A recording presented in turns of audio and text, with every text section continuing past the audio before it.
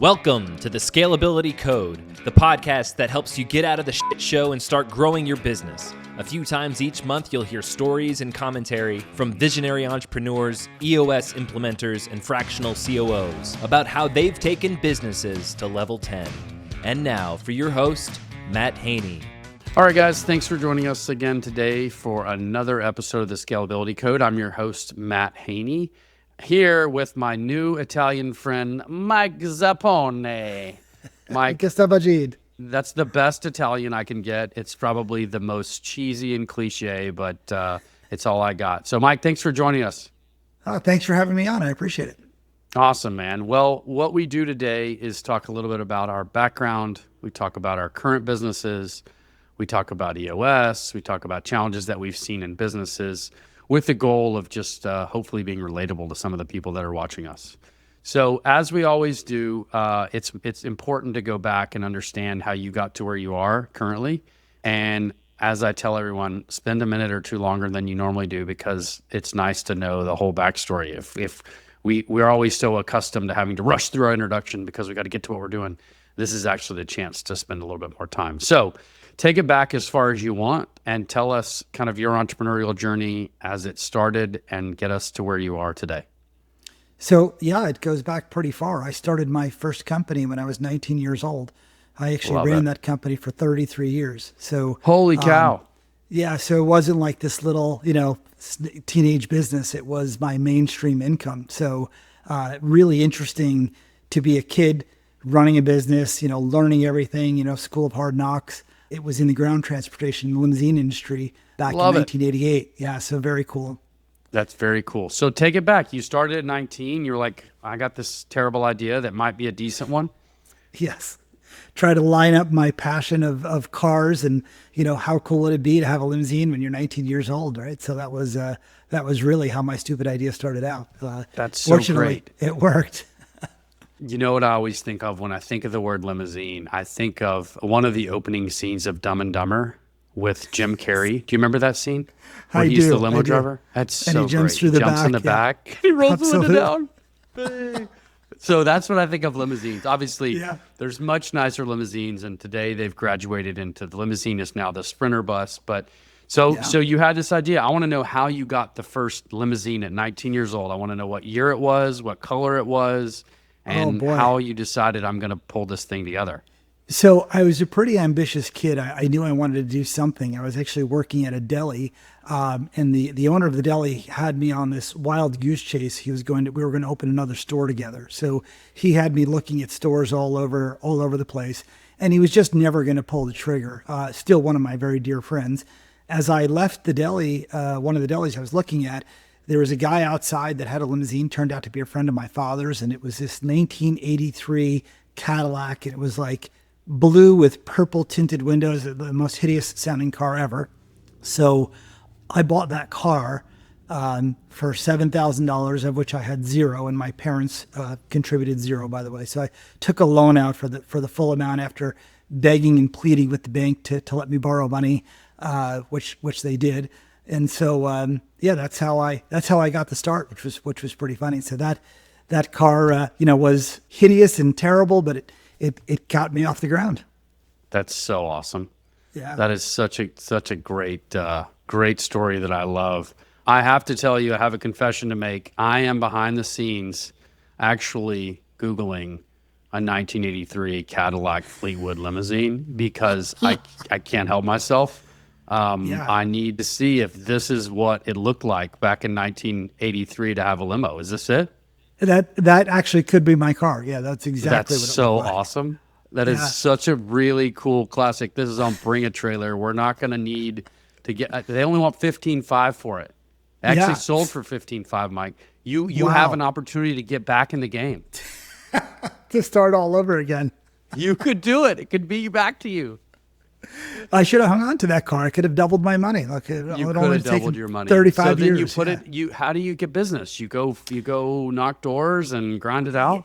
I was just boots on the ground. I went to the grocery store, put up little flyers. You want a trip to New York City. And the interesting thing, I knew nothing. I've never, I grew up in the Hudson Valley region of New York, which is about an hour north of New York City.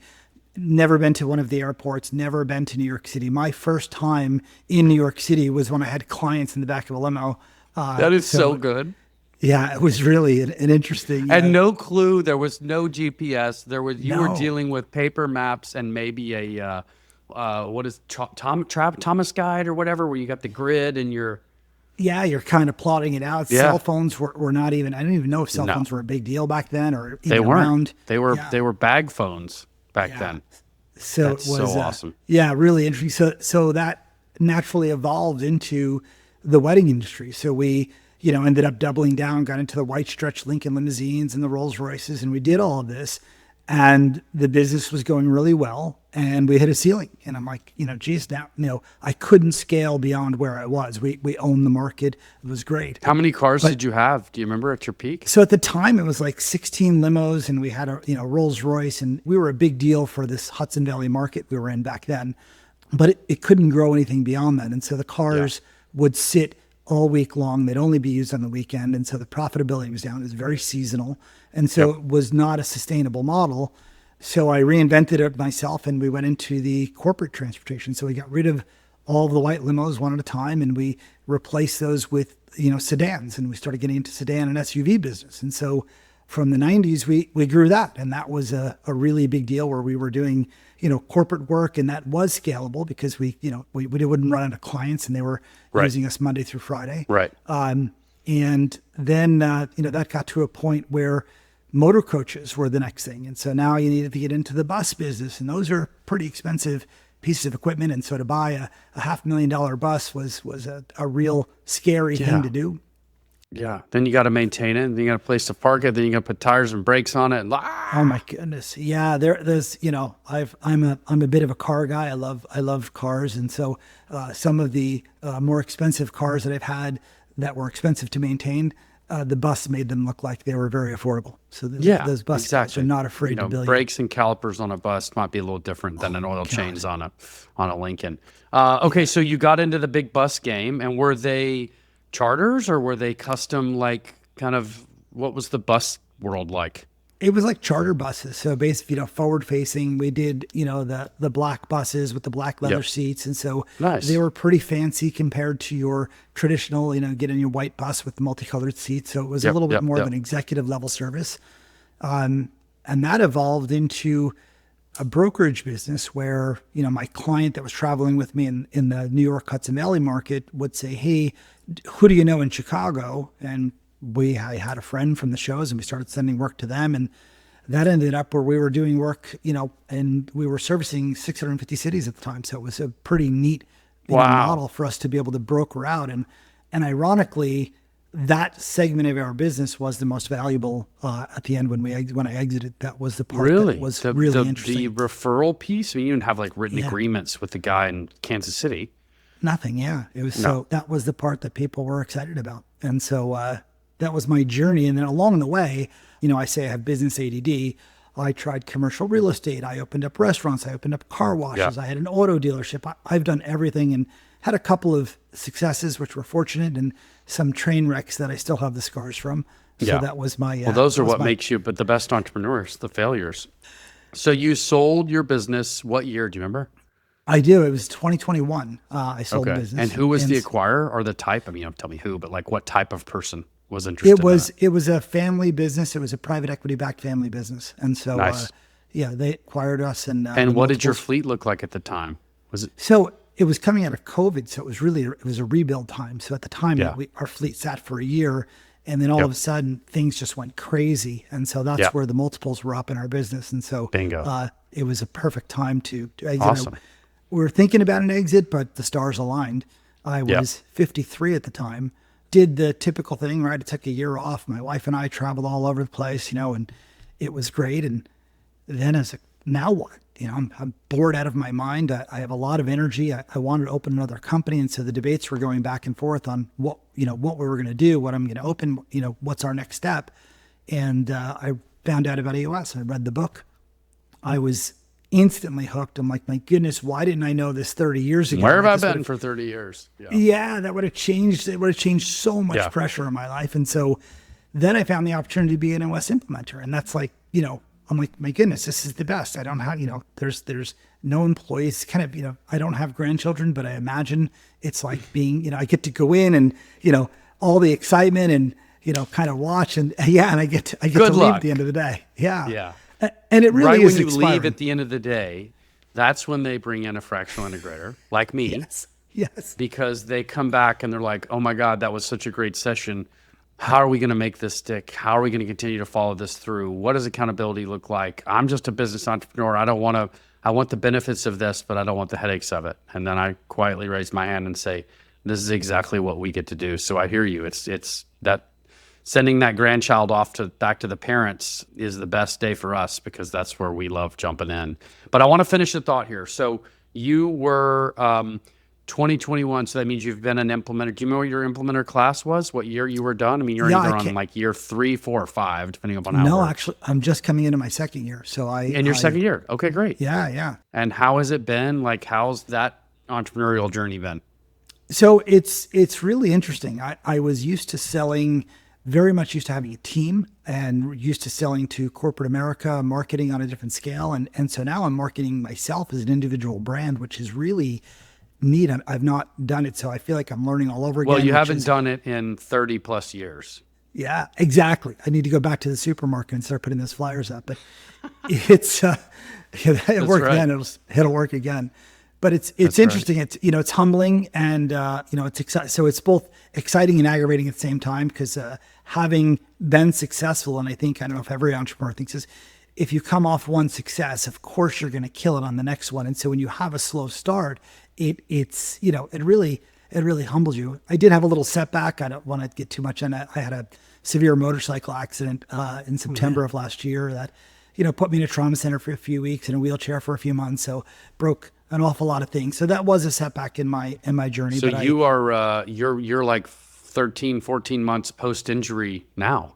Yes, absolutely. Yeah. Miracle to be walking. How is your recovery going?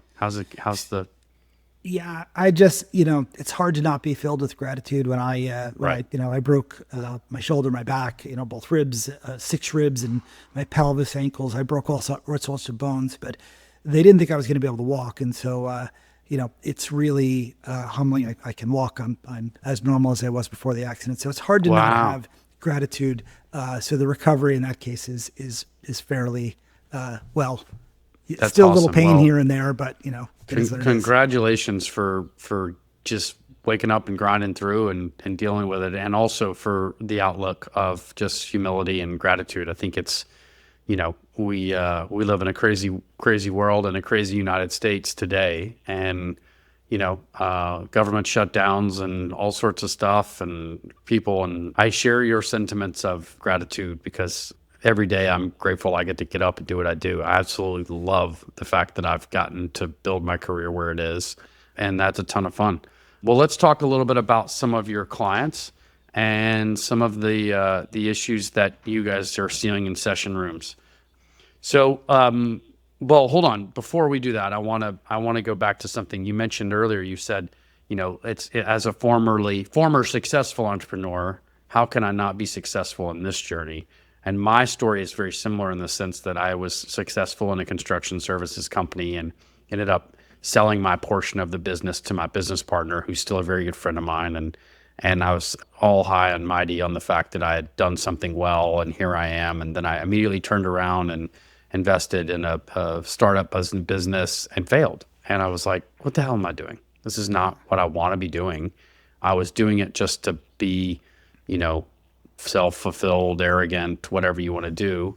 But it got me to my journey for the last 8 years, which is realizing that I'm my best next to a visionary business owner. I'm the person that loves standing next to that business owner that's figuring out what they want to do and how they want to get there and what the steps look like, et cetera. So that failure brought me to where success came in this newest part of my entrepreneurial journey. So you hit that on the head, and it triggered me to say that. So interesting.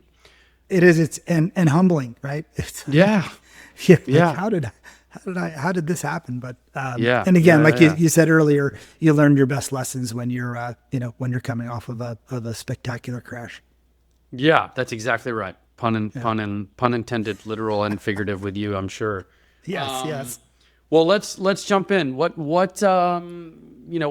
us, think back. This is what I like to do. Think back to your last session. How long ago was that? Roughly, Actually, it was just last week. So, well, that's perfect. So you'll be fresh on the mind. Fresh in my mind. Set up the client. Tell us what they are, what they're doing, and then one of the issues that arise in the session room that you guys were able to sort of navigate through.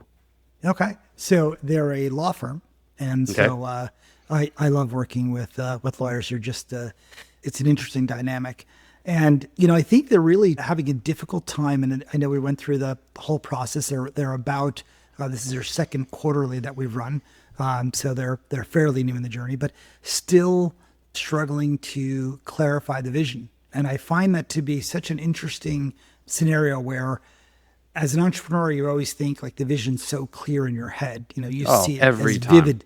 Yeah, it's so vivid.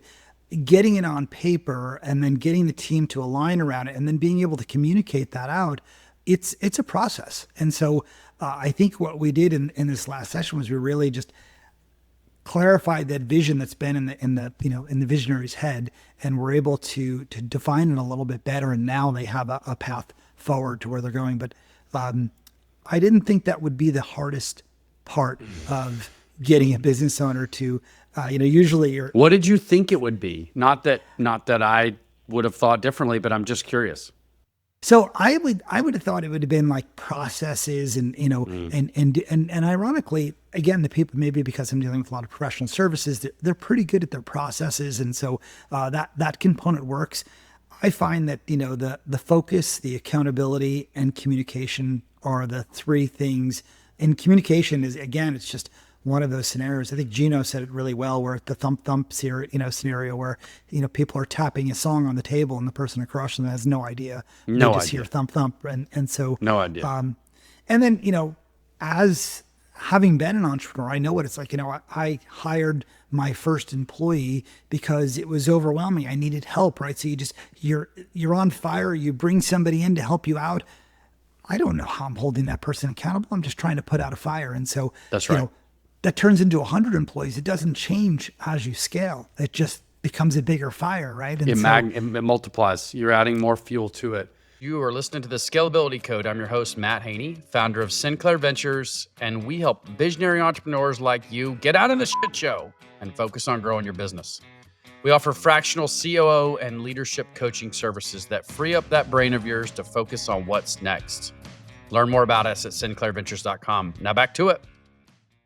No, you said something that I don't think comes up enough, but it's that communication piece and going back to your point of truly distilling what the vision is. I think every single time the visionary has an idea of what the vision is, but they don't quite know. And if there's one common theme I see all the time with visionaries who are vulnerable and humble, is they say, everyone looks to me to have the answer. Like, I hired these people, they want me to come up with the answer. I don't know the answer. Like, I'm just trying to figure this out. I don't know. So to your point, having them hammer down into the vision and really spending the time to get that clearly articulated and written down, as well as your ideal customer profile, as well as your go-to-market strategy. It can change, but let's get it written first and continue to work against it and ask the same question over and over again and say, so what I'm hearing is that this is our ICP and this is our GTM. Yes. This is our vision. Yes. Okay. Let's keep focused on that. But you're right. It's one of those things, the vision, you would think you're a visionary business owner. Of course you can articulate what it is. No. Yeah. They're flying the plane while they're building it, figuratively. But it's something that I see quite regularly. And then I'm going to tag on to the communication piece. I read this article, which if you remind me, I'll send it to you, or I shared it on my LinkedIn page recently, that's about basically a superpower of facilitation. And I think implementers specifically, and I would argue that fractional integrators as well, have a unique ability to integrate and facilitate, right? And be able to bring that cross-departmental communication.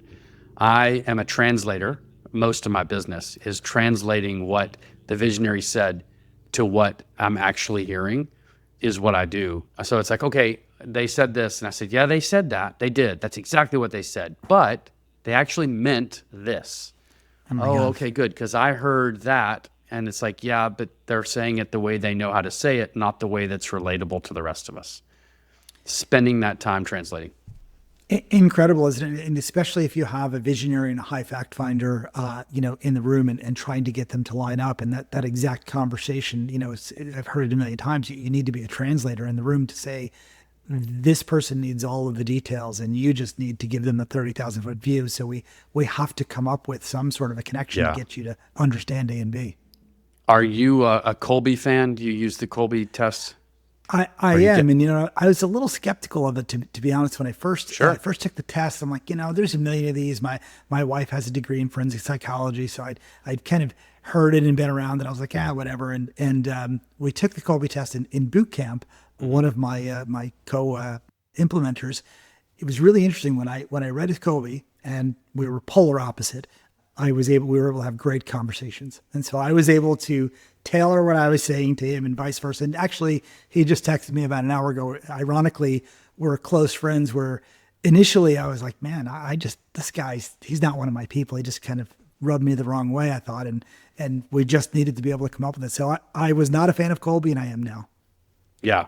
No, it's fascinating, isn't it? That you're like, oh, okay. What do you think my Kolbe is? Are you familiar enough with the numbers? I'm not intimately familiar to say it, but I would say you're like I'm going to guess. I'll tell you mine, and I think we're probably close. I'm 5'4", 8'3". Okay. So I would imagine my last one was 6'8", 3'5". Okay. So I highly I err more on the visionary side than I do anything else, and that makes it a little challenging as an integrator. But I will say it allows me to facilitate well and be communicative. Fact finding is not something I generally love, but the integration piece is always fun for me too. So that's always nice when I have people that understand Kolbe, or at least know they've become, and Kolbe is dime a dozen in one sense of the word. I do think that in our worlds, in the US world, being aligned with Kolbe benefits us more because it's easier to actually communicate with those people that are familiar. But I have used Culture Index very successfully. I've used Predictive Index very successfully. But I do think that having one of these assessment tools in your repertoire is impactful, because now with AI, one of my favorite things to do is to dump 2 assessments into AI and ask AI to predict what's happening and how would this person work together and what are all the things. And you know what? It is really, really cool how it works. That is cool. So using that is fun, and you can see it, and it's like, oh, I had no idea. And it's like, well, is this accurate? Yeah, it's really accurate. Okay, not everything is perfect, but if we at least use it, then we're able to know how to communicate more effectively with somebody on our team. So anyway, that's my experience with some of these assessments. Yeah, and I think it's funny, with EOS using, use one language, use one operating system. And so I think, having Kolbe as that tool is just, if they choose to use something else, that's fine. But having it consistent is just really wonderful. Just jumping back to go back. The last 2 90s that I did, they were both really concerned about time. And so I think it's wonderful to have somebody like you in the community that actually will go in and help do the lift. And there's this fear of like, I love this. I know I need it. I'm at capacity. I can't do it. And being able to say, hey, there's help out there for you. So thank you for being a part of it. I'm helping a couple EOSIs that are writing a book, and I think it might be added to the EOS library at some point. But one of the book, I think, is essentially around making EOS stick and how do we make it sticky? And then how do we get it one level down? Leadership team, most people, high functioning professionals in some capacity, they're interested in accountability. They see the value in tracking and metrics and right? But one level down is a level that we're trusting the leadership team to be good at facilitation and integration. Maybe they are, maybe they're not. But I think having a way to keep it sticky is really one of the things that is easy to just assume is happening. And people understandably are embarrassed if it's not sticking, or they feel like, oh, I should know how to do this. I should be doing this. But our scorecard hasn't been touched in 6 weeks, and we don't have milestones in our rocks, and I'm not clearly identifying what the hell an issue is. And it doesn't, it's not hard to do. it is hard to implement and get it to stick. And having had 20 different engagements over the last 8 years and more with our team, it becomes second nature to us as experienced operators on EOS, but we need to assume that the person on the other side of the table or the other computer screen across from us doesn't quite know how to get it to stick all the time. Yeah, and I think that people are pretty generous with themselves as far as, you don't see, if you saw the problem, you would have fixed it. If you recognize it, it's pretty easy. Exactly. Nobody is like, God, that's a problem. I can't wait to not touch that. No, they Exactly. they genuinely want to get it done. Yeah. And I use the analogy when you go on vacation, you come home and you're looking at the landscaping at your house and you're like, oh geez, I'd never realized that this needs to be redone. I see it every day and it's just part of, you ignore it. And so when I come in or when you come in, there's your fresh set of eyes on it and you're going to call those things out. Oh, the dumb new guy. How often is it fun? You get to be the dumb new guy. I love that. I'm like, I'm going to have to ask you a question because I really don't know. And it's like, I probably have already formed the answer in my head, but I'm going to see if I can get them to say it. And that's it's that outsider's perspective. We're not special. We're just not walking around the business with the business swamping us in the face every day. So it does give a true outsider's perspective. Absolutely. Let's see. What else should we talk about? You mentioned it, and it took every bone in my body to not take the bait, but I'm going to take the bait this time. Tell me about the cars. Tell me about the journey, and tell me where you are today with your obsession. So it's a sickness, as my wife calls it. So I love cars. I've always loved cars. So I raced cars early on. So I was racing in the American sedan class, and I was up by Lime Rock Park, which is in Connecticut. And at the time I was getting lapped by a Mazda Miata, which was I had all the horsepower in the world, right? And this little car was just, running circles around me. That led me into getting into Lotuses and some of the lightweight, more nimble sports cars. And I love every kind of car. My favorite cars are generally now the underpowered, nimble cars. I love the Mini Coopers. I love the Mazda Miata. My son actually raced Mazda Miatas for a while after he came out of the go-karting. So he got bit by that bug as well. And as far as other vehicles, I love a car striking emotion for me. I look at a beautiful car. If you see a Ferrari, you see a well-designed car. It's just gorgeous. Yeah. No, you're exactly right. I'm in the background over here trying to pull up some. I too went through the car phase. My most fun, I took an early 4-door Jeep and put an LS3 in it, which was a ton of fun. And got it made it up to a 10-speed transmission, and it was almost 500 pounds of torque to the rear axle, and it was incredibly fun and dangerous at the same time. My kids still tell the story about how much fun it was, and then I ended up transitioning that into a 65 Corvette that I swapped over into a stroker. It was a 343 stroker. I took the original matching motor and transmission, set it on the shelf, and swapped out a fuel-injected, dependable, reliable powertrain. And that was a ton of fun because it was a convertible with the side pipes and the spin-off wheels, all the stuff. But I didn't realize, because I was young, dumb, and stupid, that in the state of Texas in the summer, driving a convertible is absolutely miserable. So I was like, wait, I can only drive this thing during the winter because I get so hot. You sit down at a stoplight in Texas in July, it's 100 degrees outside. You're running a high performance engine in here, and you're hot as you're just sweating your ass off. Your feet are melting. Yeah, you're just finger melting. And my wife's like, why aren't you driving that car that you spent all this money to build? And I said, it's too damn hot. She's like, well, get rid of it. Get on to something else. So I love cars. I'm in the middle of, I've kind of gone the simplistic way now. I just have a Tahoe out front that I love, but I'm like, maybe I'll get into something else. So I'm kind of thinking about maybe an air-cooled Porsche, maybe. I don't know. Those are cool.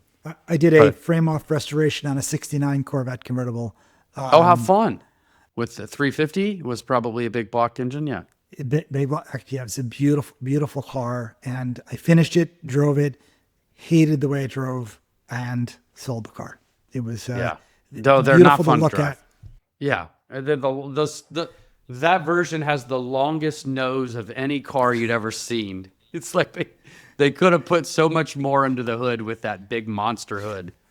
And then you hit the brakes and you have no idea which way it's going to go. Oh, no clue. It's like, could be left, could be right. It might stop. We don't know. That's so awesome. So what do you have now? What's out there? So I'm the Mazdas. I really like the Mazdas are great track day cars. And so my son went from go-karting and he wanted to get into cars. And so we were going to go open wheel or sports car.